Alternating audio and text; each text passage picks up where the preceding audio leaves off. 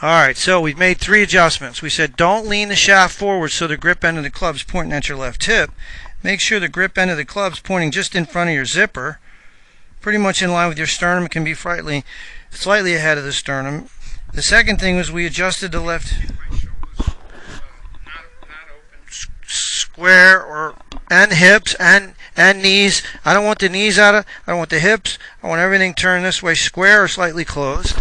Okay. Then I said make sure you got the left hand grip right. I saw your left hand too much on the top of the club. I'd like to have your left hand turned. The thumb is going to be at 1 o'clock. The left thumb's at 1 o'clock. Then you took your swing. That's a great position there. But you come down right in plane there. That's good. Right through the ball. Now, there is some balance issues that you got to work on.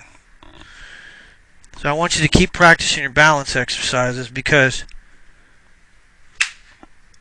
the biggest tendency since I've known you that's occurred in your swing is your head moves a little bit up and it goes toward the ball just a little bit. So you watch this video and I'll show you exactly what I mean.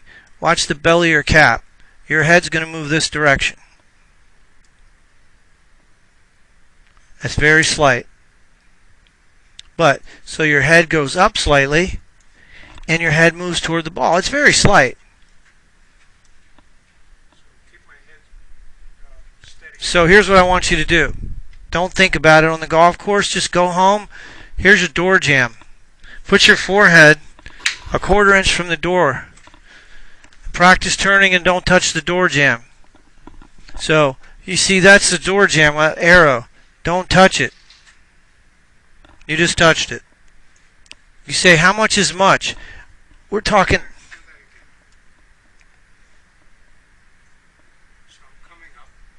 Coming up and moving a little bit toward the ball. Correct.